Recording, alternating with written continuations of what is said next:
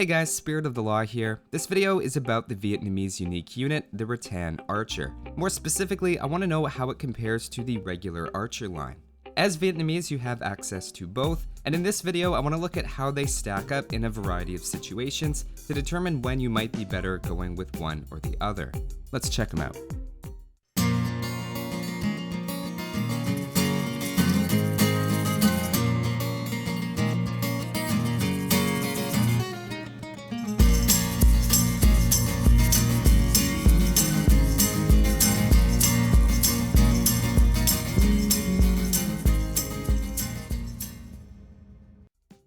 We'll start by comparing their stats and cost. The Rattan Archer costs double the wood, but they end up being the same amount of gold.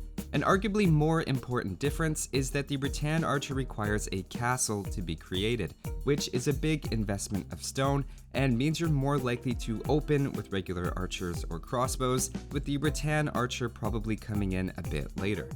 You'll also find it's much easier to make 5 archery ranges than 2 or 3 castles.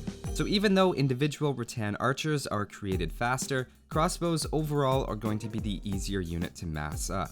That's a second strike against Rattan Archers even before we start. So what are their advantages? Taking a look at them side by side, remember the Vietnamese crossbow line has a 20% HP boost from a civ bonus, giving the crossbow a slight edge in HP. The Rattan Archer, in contrast, has 1 more attack and 1 less range in Castle Age, though the units are overall pretty similar in HP, attack, and range. The biggest difference is their Pierce armor, which for Rattans starts at 4 and becomes 6 after the elite upgrade. Apparently they're just really good with those little shields. In fact, that's more Pierce armor than a Skirmisher, which, as you might expect, can have a big impact in some matchups. Both units are upgraded by the same techs, which makes transitioning between them feel very natural, including Thumb Ring, which besides increasing their accuracy, makes both units fire about 16% faster. Likewise, Skirmishers also have extra bonus damage against archers, which the Rattan Archer doesn't have, so despite their superficial similarity in terms of their Pierce armor, the game definitely sees them as an archer, and not a variation of the Skirmisher, which really isn't a problem considering you already have access to the Imperial Skirmisher, as well as extra HP on your regular Skirmisher units anyway. There's actually another main way they differentiate themselves from archers and skirmishers, which is with their speed. They're particularly fast for archers, though not quite as fast as the Plumed Archer. That helps them a lot in retreating from bad fights and moving around your opponent's base to pick off villagers.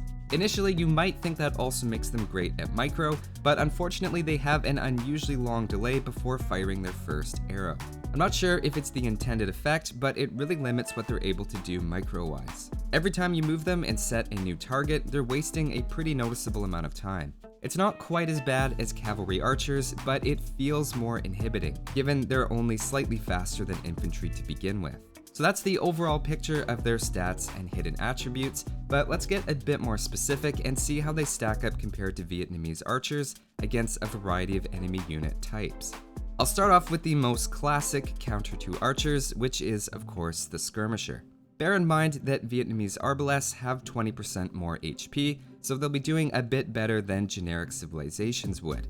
Even with that bonus though, an equal number of elite skirmishers win with about 40% of their HP left. If we actually balance it out in terms of total resources, the skirmishers' cheap cost means they do even better, winning with 60% of their HP. The point is, if you didn't already know, skirmishers are really good against archers.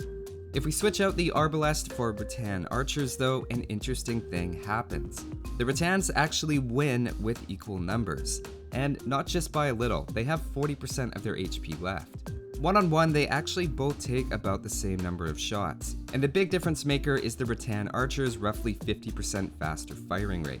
Now all that being said, Rattan Archers are quite expensive, so if we balance out the resources, the Skirmishers win by close to the same margin as against regular archers. For that reason, I wouldn't say the Rattan Archer is actually an anti-skirmisher unit from a cost efficiency standpoint, especially if gold has a lot of value to you. But at the very least, they're a bit skirmisher resistant with similar numbers, giving them a huge advantage over the Arbalest in that situation. Moving on, let's see how the two units do head to head. One-on-one, you can get a sense of how this is going to go. Their pierce armor means that generic Arbalests do 1 damage against elite Rattan Archers, while taking 7 damage in return. It shouldn't be a big surprise then that with equal numbers, Rattan Archers win with around 86% of their HP left. After evening out the total cost, the Rattans still take that fight convincingly. Even if we make them Vietnamese Arbalests, it's still 75%. The point is, Rattans always win this fight, but what about against some other types of archers? Arbalests aren't necessarily the best archers out there, so what about something like a Plumed Archer? They also win pretty convincingly against Arbalests, and maybe they'll hold up a lot better. It turns out, no, Rattans beat Plumed Archers with, again, around 3/4 of their HP left. That pierce armor is just too much for archers to handle. Even balancing out the resource cost with the Mayans' heavy discount, the Plumed Archers are still doing just 1 damage per shot, meaning this kind of result should generalize to nearly any archer or cavalry archer unit, except for one. What about the Chu Ko Nu, which is also a bit of an anti-archer archer itself? After all, a lot of their damage output comes from a large number of small damage arrows that shouldn't be as impacted by high pierce armor.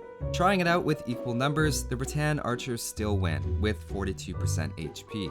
Chu Ko Nu are significantly cheaper though, and if we balance out the costs, the Chu Ko Nu actually win, with around 5% of their HP left, so basically it's about even. That makes them the only archer that can keep up with the Rattan at close range. But to me, the big point here is that this emphasizes how much more expensive Rattan Archers are, giving them a consistent edge from a population efficiency standpoint with equal numbers, but will also lead to them getting outnumbered a lot if your economy isn't in tip-top shape. Getting away from archers, how are they against cavalry? Since their extra cost is basically buying you pierce armor, we wouldn't really expect them to hold up very well, which is reflected in testing. As a baseline, knights for instance end with about 58% of their HP left, with equal numbers against Arbalests. Against Rattans with their higher cost, knights do even better from a value perspective. Their extra 1 attack obviously doesn't make a big difference here.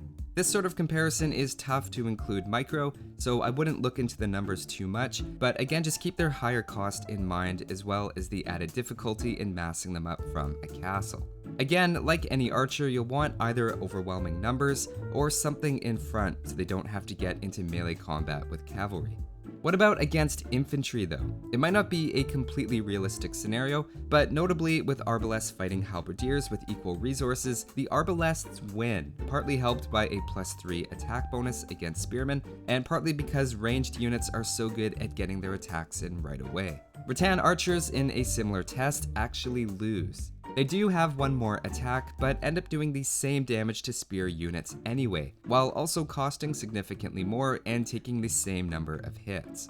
Exact numbers here aren't important since there's a lot of factors that could influence the outcome, but the point is even with the bonus 2 damage against Spearmen that Rattan Archers get, they're not going to be able to take a lot of damage from melee units, and like any archer can quickly become cost ineffective without some other unit acting as a meat shield in front. The most extreme example of an infantry unit you'll want to avoid is, of course, the Huskarl. Watching the 2 fight is kind of horrific. It's like watching hornets invade a bumblebee hive. And speaking of insects, let's move on to arachnids, more specifically the scorpion. In this particular test, the Arbalests worth about equal resources win with 18% of their HP left. That's not to say archers always beat scorpions given the special properties of the siege bolt, but it gives us a baseline to compare. Setting up Rattan Archers in a similar test leads to only 10% of their HP remaining. Either way, it's a slight edge with equal cost, but nothing really notable stands out here.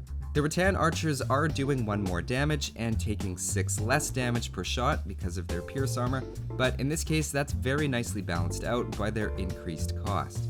Based on this test, it's really hard to say if one works better or worse than the other. The Rattan Archer's faster movement rate might make a slight difference in a practical situation, but the real siege unit that comes in handy against is the Mangonel. Their quick speed obviously helps out a lot when it comes to dodging incoming shots. In fact, even without micro the way the numbers work out with their higher attack, Rattans end up doing 2 damage to Mangonels as opposed to the Crossbow's 1. That's a solid argument for Rattan Archers being the far superior unit in that comparison.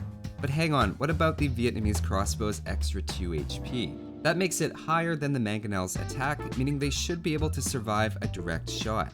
That has to count for something, right?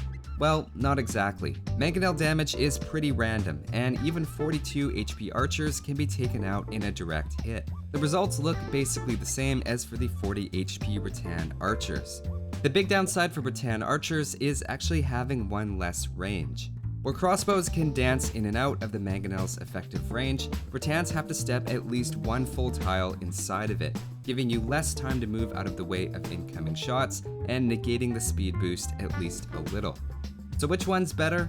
I'd still prefer the Rattans. Taking out Mangonels in half the time is just too good to ignore, but there's certainly an argument that could be made for crossbows as well. So for me, all of this together paints the picture of a unit that's a more expensive version of the Archer, which basically fills the same roles, except with the added bonus of completely dominating other archers. That being said, if you're against another archer civilization, you could always go with the Imperial Skirmisher, or even your own archers, which have extra HP. The point is, making archers against Vietnamese is something you do at your own peril, and really plays into their strengths. Against non-archer units, the extra 25 wood isn't giving you much of a performance increase in melee fights, aside from some extra speed, which might be enough justification for you depending on what you need them for and what you're up against. But that's all for this one. Thanks for watching, guys, and I'll see you next time.